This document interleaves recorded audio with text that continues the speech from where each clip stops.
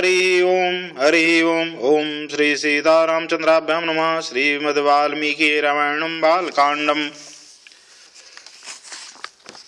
द्वाविंशः सर्गः। ओम हरि ओम हरि ओम हरि ओम हरि ओम हरि ओम हरि ओम। ओम हरि ओम हरि ओम हरि ओम हरि ओम हरि ओम हरि ओम। तथा वसिष्ठे ब्रूति राजा दशरथा स्वयं प्राष्टबध्नो राममाजुभाव सलक्ष्मणं कृते स्वस्तेन मात्रा पित्रा दशरथेन च प्रोदसा षष्ठेन मंगलैरभिमन्त्रितं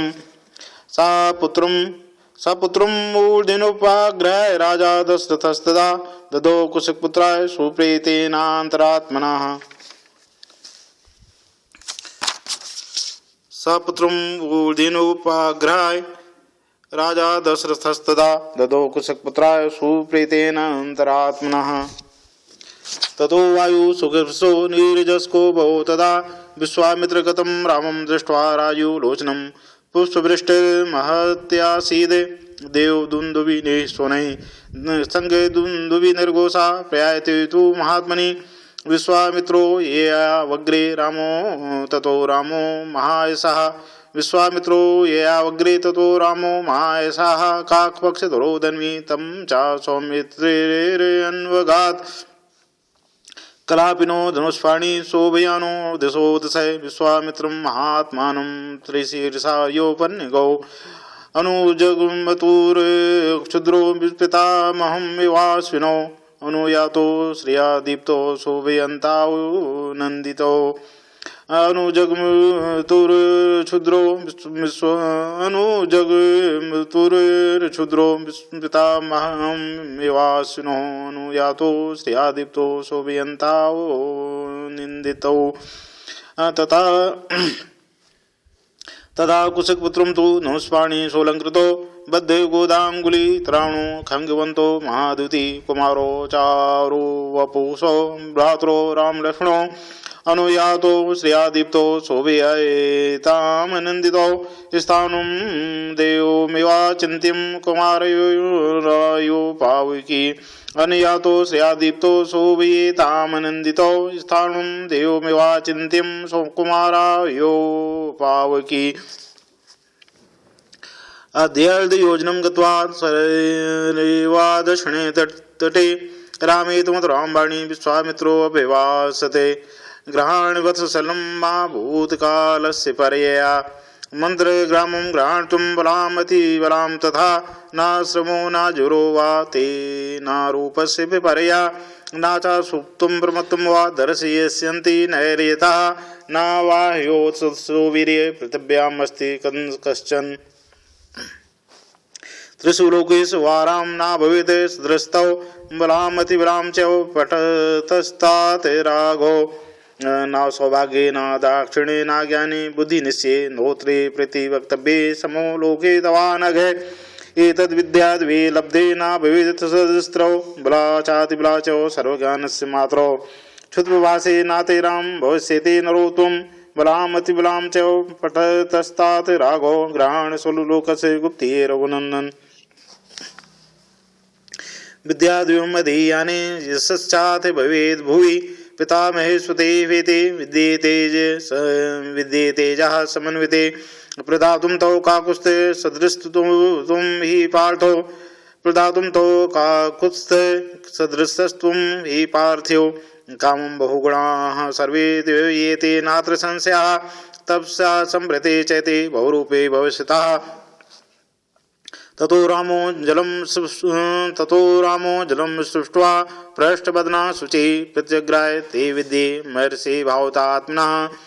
ततो रामो जलं स्पृष्ट्वा पृष्ठवदना शुचि प्रत्यग्राय ते विद्ये महर्षि भावतात्मनः।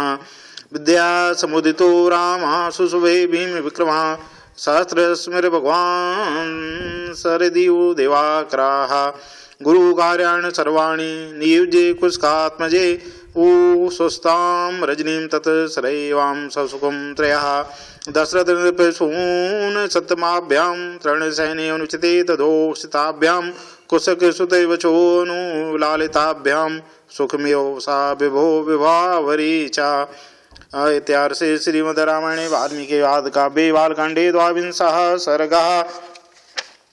ओम। वशिष्ठ के ऐसा कहने पर राजा दशरथ का मुख प्रसन्नता से खिल उठा। उन्होंने स्वयं ही लक्ष्मण सहित राम को अपने पास बुलाया। फिर माता कौशल्या, पिता दशरथ और पुरोहित वशिष्ठ ने स्वस्ति वाचन करने के पश्चात उनका यात्रा संबंधी मंगल कार्य संपन्न किया। श्री राम को मंगल सूचक मंत्रों से अभिमंत्रित किया गया। तदंतर राजा दशरथ ने पुत्र का मस्तक सूंघकर अत्यंत प्रसन्न चित्त से उसको विश्वामित्र को सौंप दिया। उस समय धूल सुखदायिनी वायु चलने लगी। कमल नयन श्री राम को विश्वामित्र के साथ जाते देख देवताओं ने आकाश से वहां फूलों की बड़ी भारी वर्षा की। देव दुंदुभियां बजने लगी। महात्मा श्री राम की यात्रा के समय शंखों और नगाड़ों की ध्वनि होने लगी। आगे आगे विश्वामित्र, उनके पीछे कक्षधारी महायशस्वी श्री राम तथा उनके पीछे सुमित्रा कुमार लक्ष्मण जा रहे थे। उन दोनों भाइयों ने पीठ पर तरकस बांध रखे थे। उनके हाथों में धनुष शोभा पा रहे थे और वे दोनों दसों दिशाओं को सुशोभित करते हुए महात्मा विश्वामित्र के पीछे तीन तीन फन वाले दो सर्पों के समान चल रहे थे। एक और कंधे पर धनुष, दूसरी ओर पीठ पर तूर्णीर और बीच में मस्तक। इन्हीं तीनों की तीन फन से उपमा दी गई है। उनका स्वभाव उच्च तथा उदार था। अपनी अनुपम कांति से प्रकाशित होने वाले वे दोनों अनिंद्य सुंदर राजकुमार सब ओर से शोभा का प्रसार करते हुए विश्वामित्र के पीछे उसी प्रकार चले जा रहे थे जैसे ब्रह्मा जी के पीछे दोनों अश्विनी कुमार चलते हैं। वे दोनों भाई कुमार श्री राम और लक्ष्मण वस्त्र और आभूषणों से अच्छी तरह अलंकृत थे। उनके हाथों में धनुष थे। उन्होंने अपने हाथों की अंगुलियों में गोहटी के चमड़े के बने हुए दस्ताने पहन रखे थे। उनके कटी प्रदेश में तलवारें लटक रही थीं। उनके श्रीअंग बड़े मनोहर थे। वे महातेजस्वी श्रेष्ठ वीर अपनी अद्भुत कांति से उद्भासित हो सब ओर अपनी शोभा फैलाते हुए कुशिक पुत्र विश्वामित्र का अनुसरण कर रहे थे। उस समय वो दोनों वीर अत्यंत शक्तिशाली स्थाणु देव महादेव के पीछे चलने वाले दो अग्नि कुमार स्कंद और विशाख की भांति शोभा पाते थे। अयोध्या से 1.5 योजन दूर जाकर सरयू के दक्षिण तट पर विश्वामित्र ने मधुर वाणी में राम को संबोधित किया और कहा, वत्स राम, अब सरयू के जल से आचमन करो। वत्स राम, अब सरयू के जल से आचमन करो। इस आवश्यक कार्य में विलंब न हो। बला और अतिबला नाम से प्रसिद्ध इस मंत्र समुदाय को ग्रहण करो। इसके प्रभाव से तुम्हें कभी श्रम का अनुभव नहीं होगा, जोर नहीं होगा। तुम्हारे रूप में किसी प्रकार का बेकार या उलटफेर नहीं होने पाएगा। सोते समय अथवा असावधानी की अवस्था में भी राक्षस तुम्हारे ऊपर आक्रमण नहीं कर सकेंगे। इस भूतल पर बाहुबल में तुम्हारी समानता करने वाला कोई न होगा। तात रघुकुल नंदन राम, बला और अतिबला का अभ्यास करने से तीनों लोकों में तुम्हारे समान कोई नहीं रह जाएगा। अनग सौभाग्य, चातुर्य, ज्ञान और बुद्धि संबंधी निश्चय में तथा किसी प्रश्न का उत्तर देने में भी कोई पुरुष तुम्हारी तुलना नहीं कर सकेगा। इन दोनों विद्याओं के प्राप्त होने पर कोई तुम्हारी समानता नहीं कर सकेगा, क्योंकि ये बला और अतिबला नामक विद्याएं सब प्रकार के ज्ञान की जननी हैं। नरश्रेष्ठ, तात रघुनंदन बला और अतिबला का अभ्यास कर लेने पर तुम्हें भूख प्यास का भी कष्ट नहीं होगा। अतः रघुकुल को आनंदित करने वाले राम, तुम संपूर्ण जगत की रक्षा के लिए इन दोनों विद्याओं को ग्रहण करो। इन दोनों विद्याओं का अध्ययन कर लेने पर इस भूतल पर तुम्हारे यश का विस्तार होगा। ये दोनों विद्याएं ब्रह्मा की तेजस्विनी पुत्री हैं।